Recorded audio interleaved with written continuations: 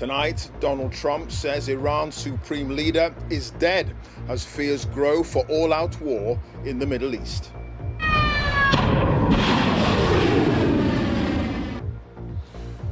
US and Israeli airstrikes have targeted operations in Iran, and it's called Epic Fury.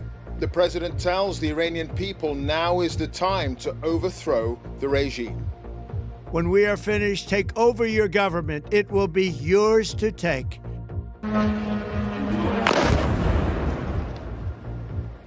Iran has retaliated, hitting many countries in the Gulf, including their residential buildings. This was the scene in Dubai tonight as a large hotel was struck. There are concerns for people living in and visiting the whole area. And this is the scene live right now in Tel Aviv, which has continued to be hit by Iranian missiles tonight. We're here to tell you all we know about the situation and what it might mean after a momentous day for the Middle East and the world.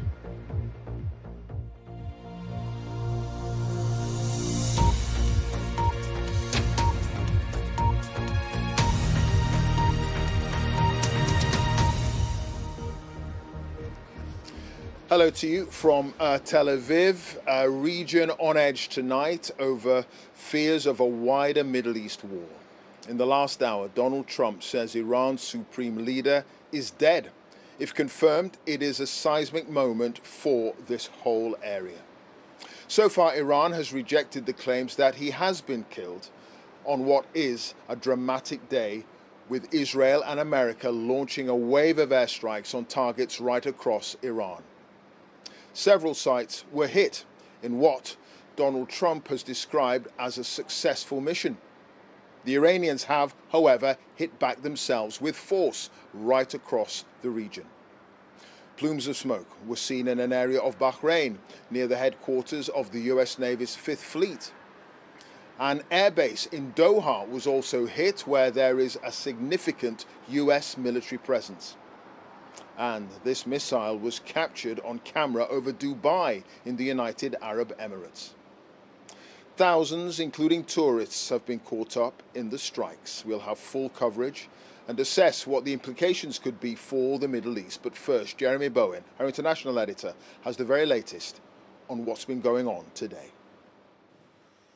This was Ayatollah Ali Khamenei at the tomb of his predecessor at the end of January.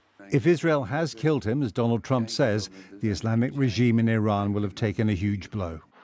One analyst called him the superglue keeping the system together.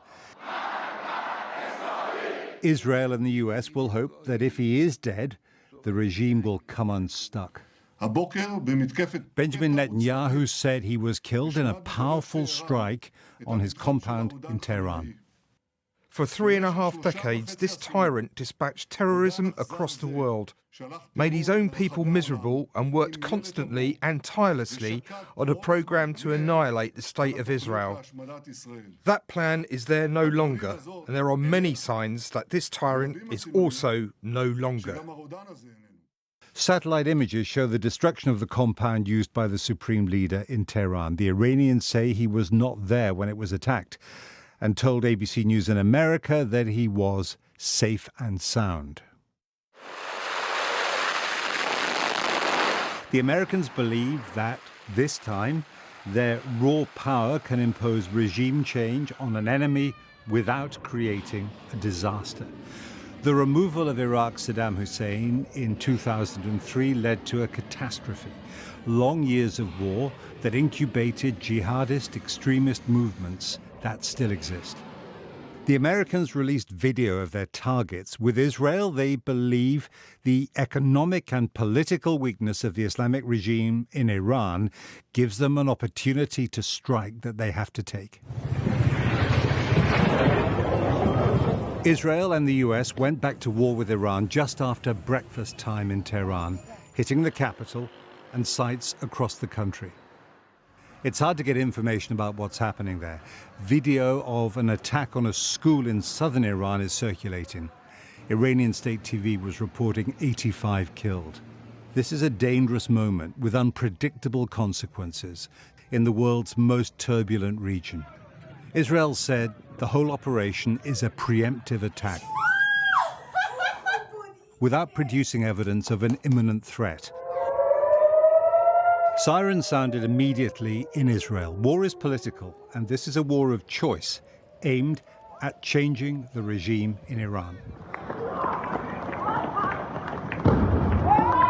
Iran tried to deliver on its threat of a devastating response aimed at the extensive network of US bases in the Gulf. This was Qatar, as well as Israel. Go, go, go! Get inside. In Dubai, tourists looking for winter sun had a nasty reminder of the region's realities. Close by in Bahrain, this appears to be a strike aimed at the big US naval base. Iran says it will use more powerful missiles than the ones it fired in last summer's war. An interceptor rocket went up. Iran will hope that as the days pass, the US and Israel will start running out of defensive missiles. In Tehran, regime supporters rallied around the flag. It would take more than killing the supreme leader to destroy the regime. It has a complex political system underpinned by ideology, corruption, and the ruthless use of force against dissent. In January, big protests against the regime and the economic crisis were crushed with live bullets that killed thousands of people. Donald Trump promised to protect them and seems to believe that the regime will fall if they try again after America and Israel's onslaught. At dusk, the Fairmont Hotel on Dubai's Palm was hit. It isn't clear if it was targeted or if this was caused by missile debris from an interception. The fire took hold. And this was Bahrain. More devastation. Iran has a big arsenal of accurate short-range missiles. Iran's leaders will now be calculating how to ride out the war, how to survive, and how to manage its consequences. Jeremy Bowen, BBC News. Well, tonight, the United Nations Security Council is holding an emergency meeting to discuss today's extraordinary events. And these are live pictures from the session in New York. The Secretary General, Antonio Guterres, warned that today's military action risks triggering uncontrollable consequences for the Middle East. Well, this evening, Donald Trump said he believes a large number of Iran's leaders have also been killed. The president said the operation has been a success. Let's go live to Sarah Smith, who's at the White House for us tonight. Sarah, the president seems happy with today's events. He has dealt a blow to the Iranian regime, taken out some of the leadership, and he says taken out the supreme leader too. Yeah, he announced that on his Truth social media site.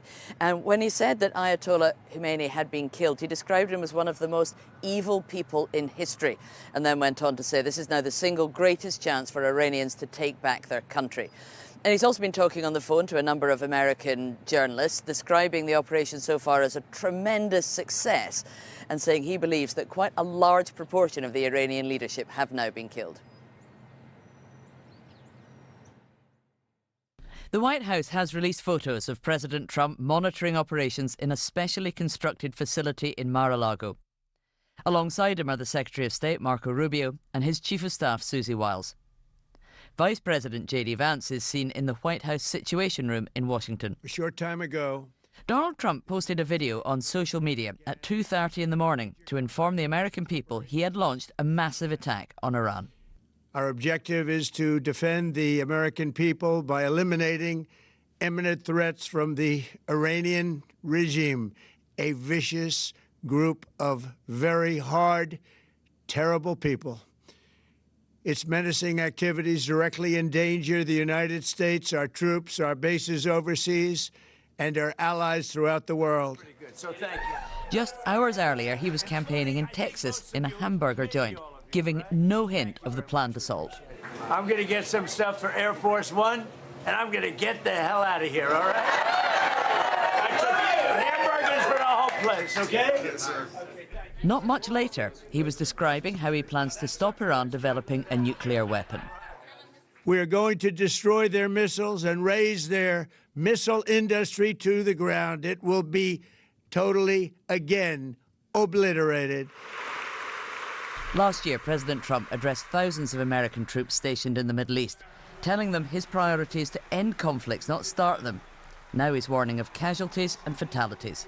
The lives of courageous American heroes may be lost, and we may have casualties. That often happens in war. But we're doing this not for now. We're doing this for the future, and it is a noble mission. When the US launched B-2 bombers to attack Iran last year, the action was limited to nuclear sites. Now he says the Iranian people have the chance to overthrow the ruling regime. Now is the time to seize control of your destiny and to unleash the prosperous and glorious future that is close within your reach. This is the moment for action. Do not let it pass. Donald Trump has railed against previous American attempts at regime change in Iraq and Afghanistan. He is not planning to invade Iran. He hopes he can overthrow its leadership without putting American boots on the ground. Sarah Smith, BBC News, Washington. Well, in the Iranian capital, Tehran, there's been loud cheers to celebrate the reported death of the country's supreme leader. Ayatollah Ali Khamenei has been the figurehead of the Islamic Republic for more than 3 decades. 7 missiles hit the presidential palace, and there have been strikes around his compound. Baran Abbasi from the BBC's Persian service reports now on a warning it contains distressing images. Cheers ringing out from residential buildings in Tehran after Israeli media reported the death of Iran's supreme leader Ayatollah Ali Khamenei. Claims Tehran has dismissed as psychological warfare. News that, if confirmed, would be welcomed by many Iranians who suffered under his rule for nearly 4 decades. This is how the day began. Panic on the streets of Tehran around 9:40 a.m., a working day in Iran, when loud explosions were heard across the country. War has started near our office down in Palestine Street. All the buildings were shaking. The streets are full of terrified people. At the same time, a sense of relief for some.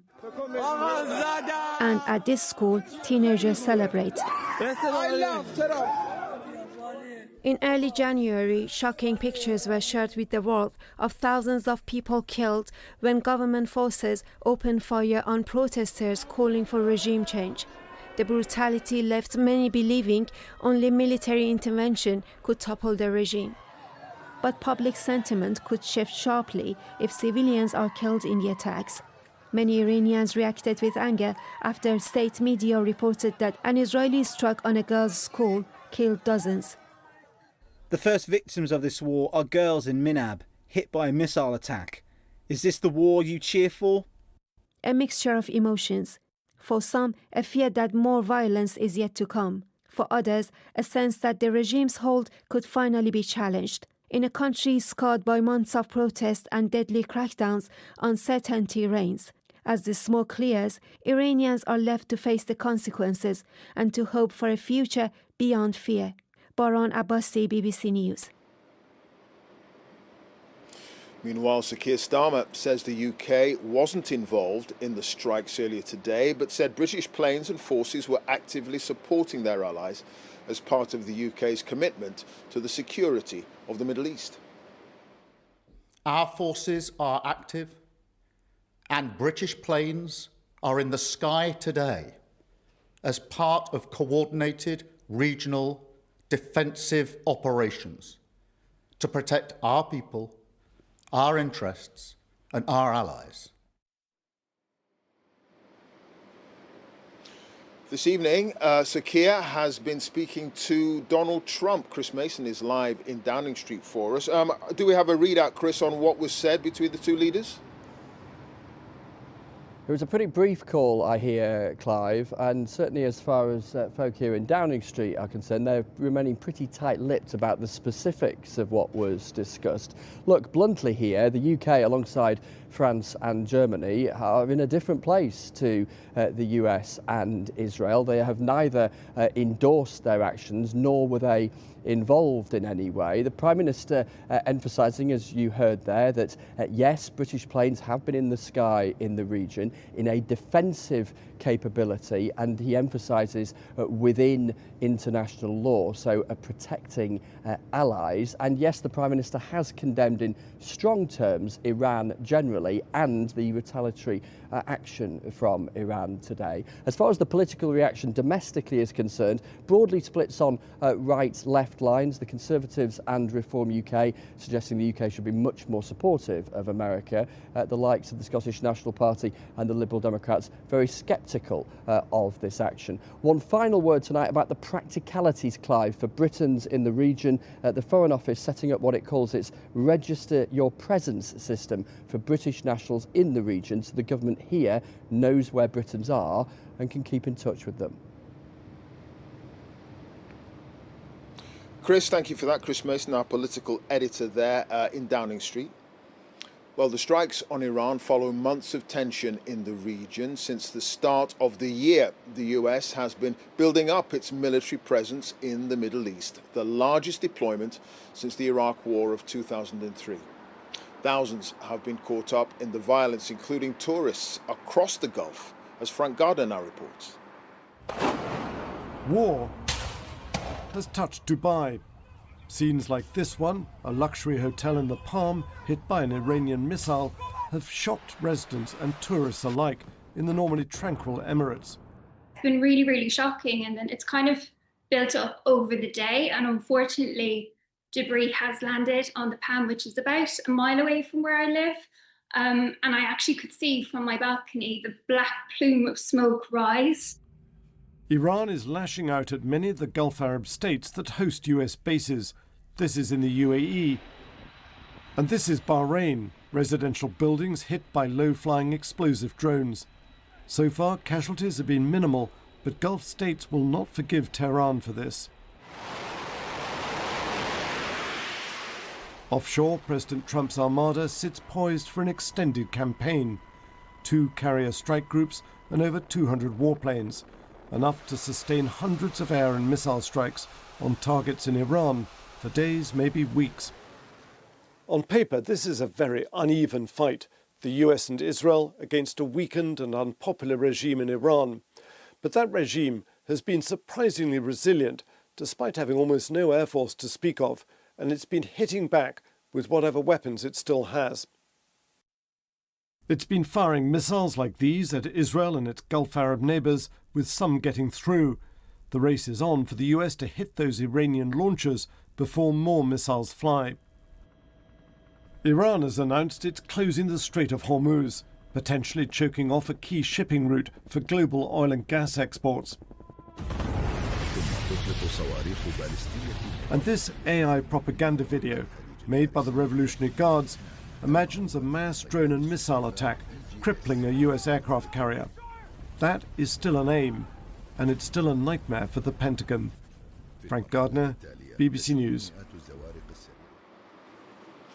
Well, successive US presidents, while they have desired regime change in Iran, they have feared a long, protracted, drawn-out confrontation, and so they've shied away. Donald Trump tonight believes overwhelming air power with America's ally here in Israel can win the day and topple an obdurate leadership that has long regarded the US as the great Satan, but spare a thought for the many millions of ordinary, courageous Iranians caught in the middle, brutalized by a repressive ruling class and military apparatus. They do have the courage, but will they be able to rise up and ultimately decide their own future? That's it from me and the team here in Tel Aviv on a day that will live long in the memory of many. From us here, have a peaceful night.